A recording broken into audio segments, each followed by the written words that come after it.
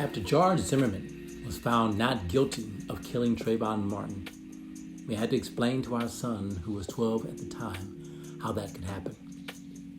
Instead of hugging and consoling him, my husband pulled out a documentary about Emmett Till and showed it to him and started to talk about how the justice system works in this country and how it often doesn't. From that conversation, our son wrote a short story about Trayvon Martin going to heaven to visit Emmett Till. That was by a mom named Gina Prince Baithwood. Now, if you think that justice, injustice, hate, greed, and trauma for black people is only about 400 years of slavery, I want you to read about George Stinney, Emmett Till, and Trayvon Martin. Today's class is entitled Wisdom of the Unhealed Black Man. Hey, and welcome to Mental Wealth class. My name is Sanford, your mind-body connection coach. Now, before we get into things, make sure to share this video and smash that like button. I sure would appreciate it. I'm excited to be a black man. At the same time, confused and saddened, we are unable to be recognized, and we are so disconnected and unable to speak and share about our trauma. I have come across so many men who think that they are being strong when they say things like this. Action speaks louder than words. I don't need to share my feelings. I'm good. Men are logical. We don't need to share our feelings. You can't let your feelings get in the way of business. Some of y'all are all in y'all feelings. Nobody cares about your feelings. Your girl don't care about your feelings. She just wants to feel safe and secure. So you better man up. Emotions make you weak. I'm not sharing my business with some stranger. I ain't crazy. Well, all men struggle with one, if not all of those statements. Today, I'm speaking specifically about the black man. So if you are easily offended or too sensitive to understand the differences in cultures that black men need, then you should shut this video off now. What I can tell you is that I was once married to a white woman and we had 2 children. However, the marriage did not work out. While my kids spend the bulk of their time at their mom's place, it's important that they understand their black culture and history as well. My son, other black boys, and other black and white children need to know the struggles they will face in the future. These struggles are both conscious and unconscious. This is why every black man must know his history, his gifts, his intelligence, and himself. And to be honest, our schools aren't teaching our girls or boys how to believe in themselves, their cultures, their quality, and their uniqueness. This is what we will be covering in today's conversation. Okay, so we'll be looking at education, upward mobility, earnings, labor force participation, unemployment during COVID-19, life expectancy, and COVID-19 deaths, and criminal justice. Society as a whole did not design its laws, schools, religions, and medical industry to suit the black man. In Australia, Aboriginal people are massively overrated in the criminal justice system. They represent 3% of the total population, yet 29% of Australian prison population. Now, these sources, these facts, and this research, you can look it up because it's out there, okay? So before you get on my case and send me all kinds of dislike, hate mail, look up the research, do the research yourself. Let's talk about the UK. While black people account for 3% of the UK population, they make up 12% of the people in prison. In America, black people in America are incarcerated in state prisons across the country at more than 5 times the rate of whites and at least 10 times the rate in 5 states. Okay? Again, look up your resources, do your research. Let's get into things a little bit deeper. While I'll be using a lot of American statistics for most of the talk, racism, unconscious bias, and ignorance toward black men is all around the world, whether in Australia, China, England, Brazil, etc. It's out there.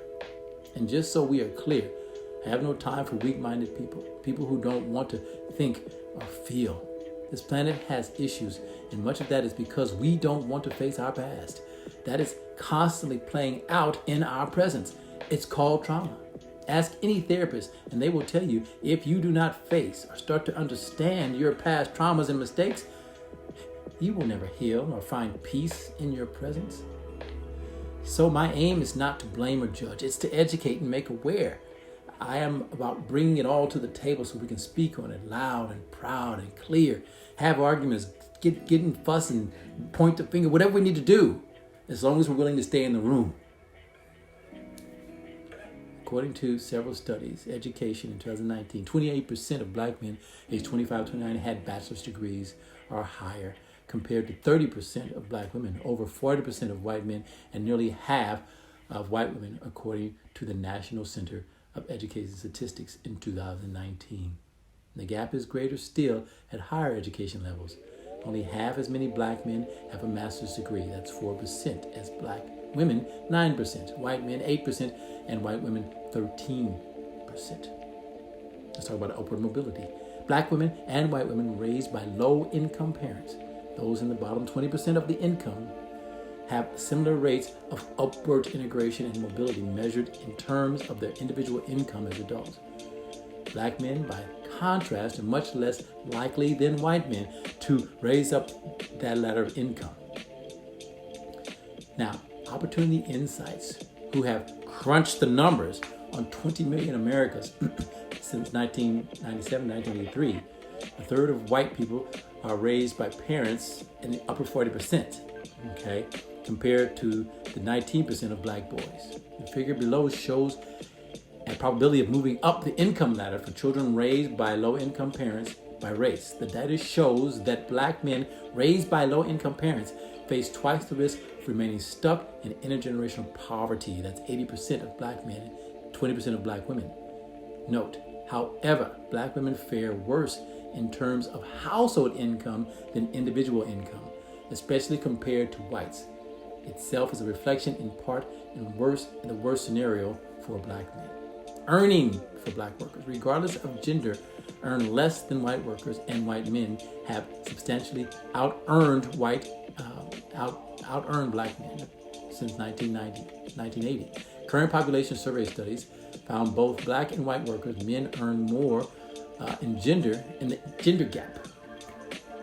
The figure below shows weekly earnings of full-time workers, hourly and non-hourly, for black and white workers by gender since 1980. The results are striking. Black men earn $378 less per week than white men, $125 less than white women. Overall, white women have been the biggest increase earners, overtaking black men in the 1990s. Labor force participation.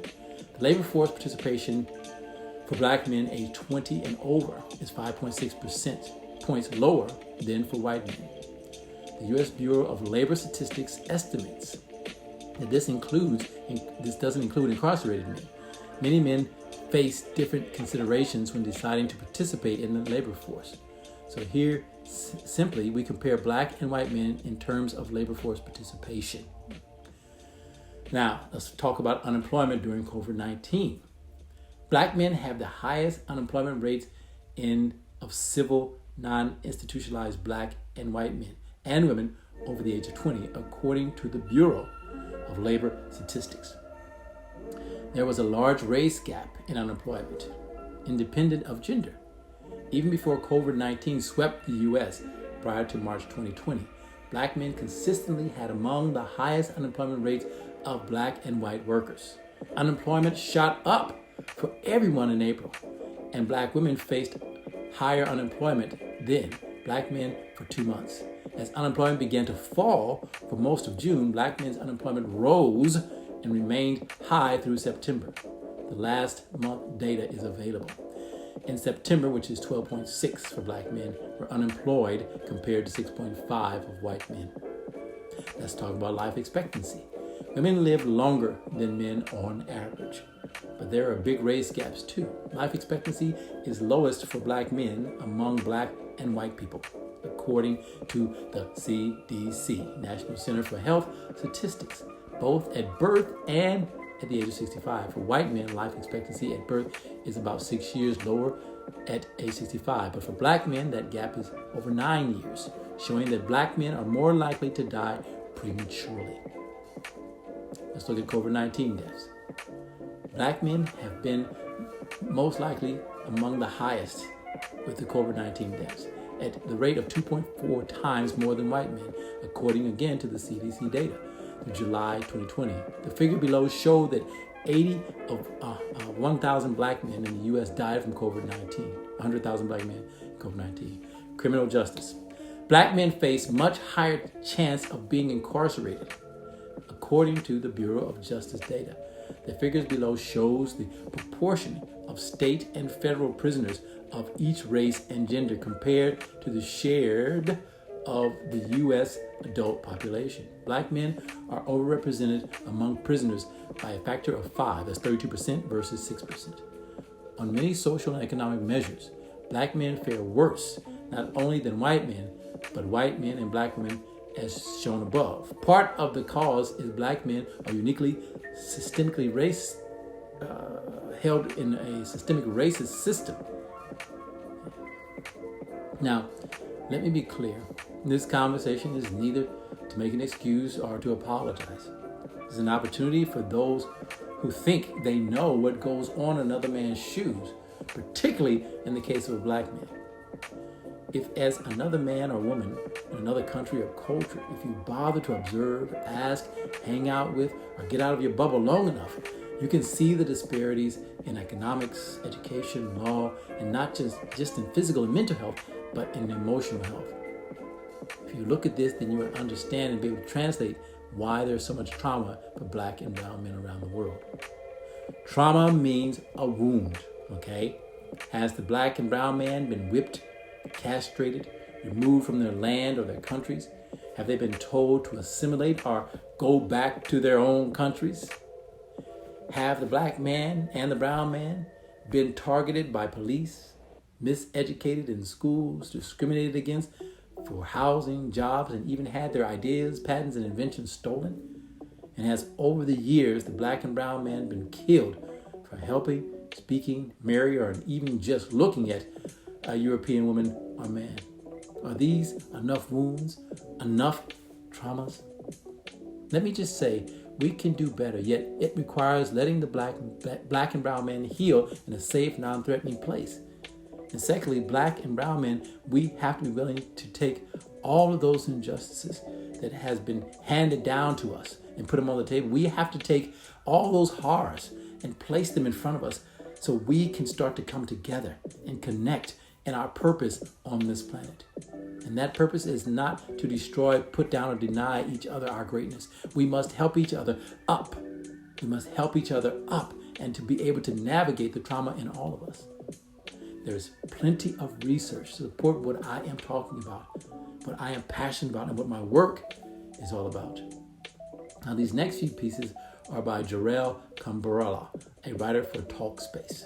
Jor-El shares his research and insights as he discusses the lack of love and acceptance that black men face and how it has created emotional crisis. Jor-El writes in his article, Why Black Men Face Greater Mental Health Challenges. Many men have been shown a process of poor emotional skills, and it has turned into isolation, anger, and resentment. For many men, this creates an emotional volatility that can sometimes manifest in shutting down in their relationships and their friendships. And it's worse. It can be worse and bud into expressions of anger, aggression, and even violence. Many men are arguably mostly struggling with the idea of being open and vulnerable and sharing their emotions.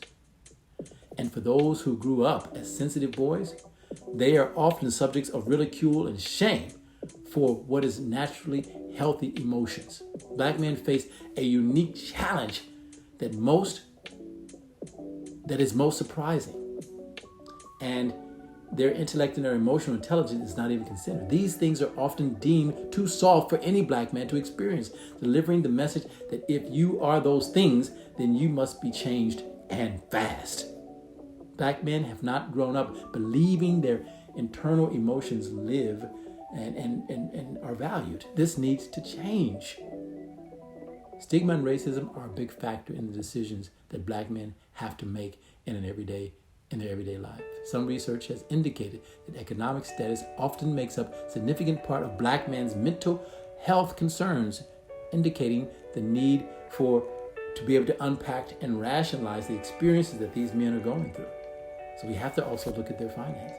It doesn't make a man weak to acknowledge the fears he has about providing for his family or the anxiety he has about existing in a world which black bodies are devalued. It's simply realistic. We can work through these fears, worries, and traumas by talking with other men, whether they are friends, fathers, siblings, therapists, or soon-to-be new friends in a group therapy or other supportive spaces. These spaces where we can heal, they just need us to take a risk. On the other side, the risk is less anxiety, depression, and less stress overall. Thank you guys very much for listening. That's all for me today. Can you make sure that you share this video and smash that like button? Remember to fight the right fight. Earn your peace. Share your gifts. And always, always love your mission. Peace. We'll see you next time.